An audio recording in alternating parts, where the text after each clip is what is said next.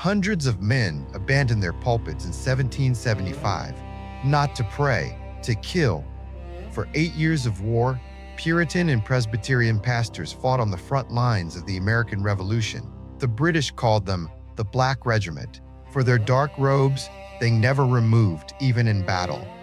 They preached on Sundays, carried rifles on Mondays, buried their dead on Tuesdays, and returned to the pulpit the following Sunday, if they survived. General Charles Inglis wrote a desperate letter to the British Parliament. It's not the politicians in Boston. It's not the Continental Army. It's the pastors who truly command this insurrection. Parliament formally debated, criminalized them, banned them from the colonies, hanged them publicly as traitors, but they retreated for one terrifying reason: fear of turning them into martyrs and losing the colonies forever. So how did men of God become the greatest nightmare of the greatest empire in the world? The answer almost destroyed the United States before they even existed. Spring of 1775. The congregation arrived for Sunday service and found silence. The pulpit was empty. There was no pastor, there was no sermon, there was only a note nailed to the church door. I have gone to do God's work. I will return when He allows. Towels tell me something. If you had to choose between your faith and your safety, between the pulpit and the battlefield, what would you do? This happened in dozens of towns, hundreds of churches. From Massachusetts to Virginia, Puritan and Presbyterian pastors simply disappeared overnight. They didn't flee. They didn't abandon the faith. They took their Bibles. They took borrowed muskets. And they marched to the front lines. They were between 30 and 60 years old. Many had never fired a weapon. Most had never seen a battlefield. But all had read the Old Testament and knew Gideon, Joshua, David. Pursue's George Washington didn't ask for this. The Continental Congress didn't authorize it. No general summoned them. They simply went. They wore their long black preaching robes. They carried their psalm books along with powder cartridges. And when British officers saw them for the first time crossing battlefields, they understood something terrifying. They weren't fighting rebels. They were fighting believers. The British had a manual for colonial revolts. Step 1, isolate political leaders. Step 2, cut funding. Step 3, offer amnesty to soldiers. It always worked. In Ireland, in Scotland, everywhere. But here, something was different. Captured soldiers didn't beg for mercy. They quoted Exodus. Men dying didn't scream for doctors. They recited psalms. And those men in black robes, they didn't retreat. Ever. A British officer wrote in his diary, "I'd rather face 10 regular soldiers than a single pastor with a rifle. The soldier fights for pay. The pastor fights for something I cannot buy, threaten, or negotiate." But here's the question that terrified London. What happens when you declare war on men who believe they're following divine orders?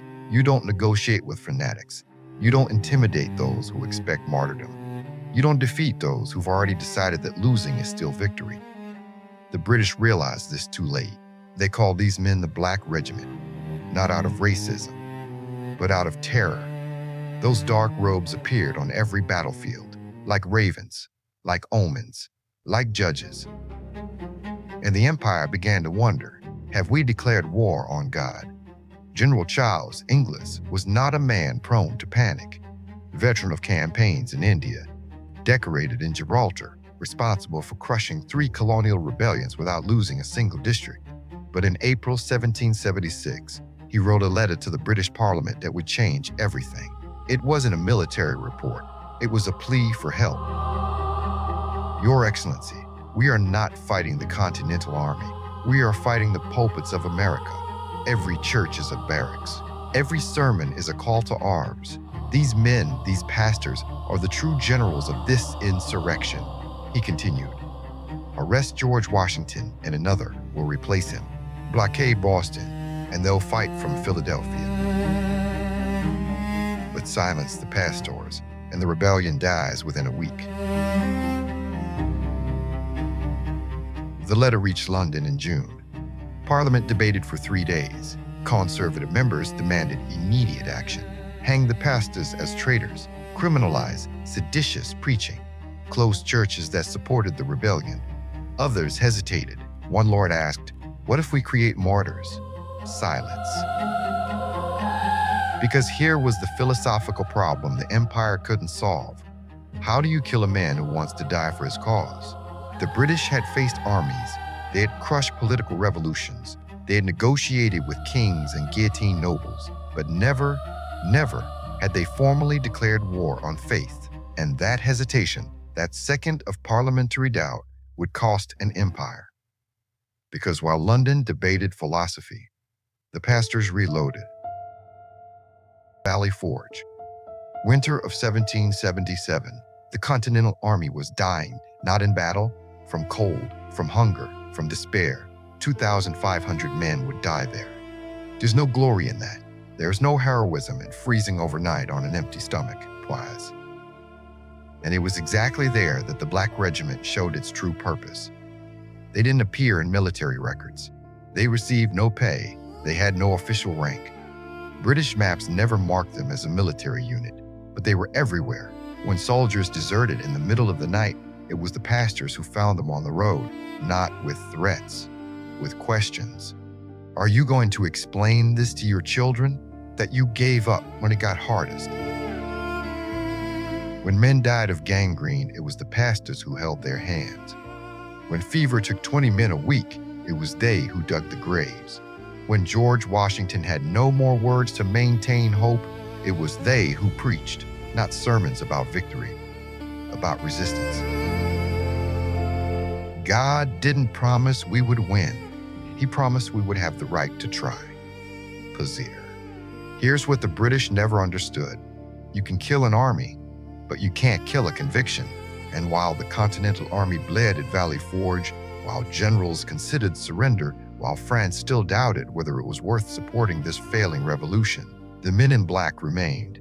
Because armies fight until defeat is certain. Believers fight until God tells them to stop.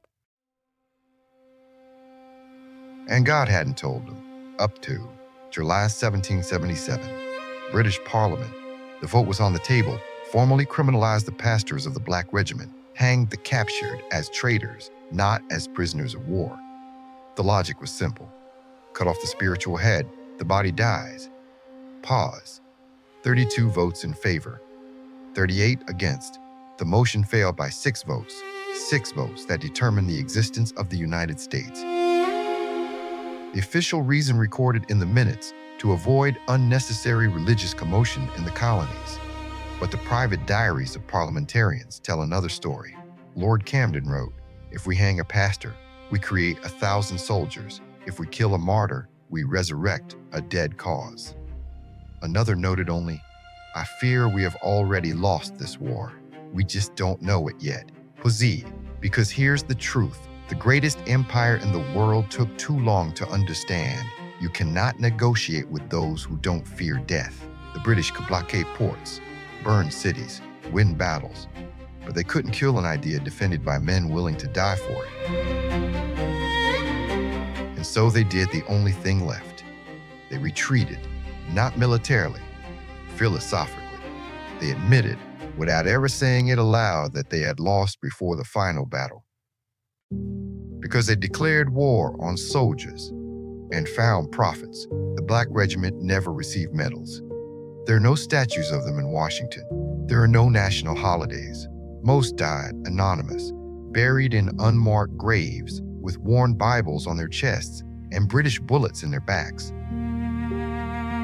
But here's what matters. When the Continental Army almost gave up at Valley Forge, they remained. When generals considered surrender, they preached resistance. When military logic said, "It's over," their faith whispered, "Not yet."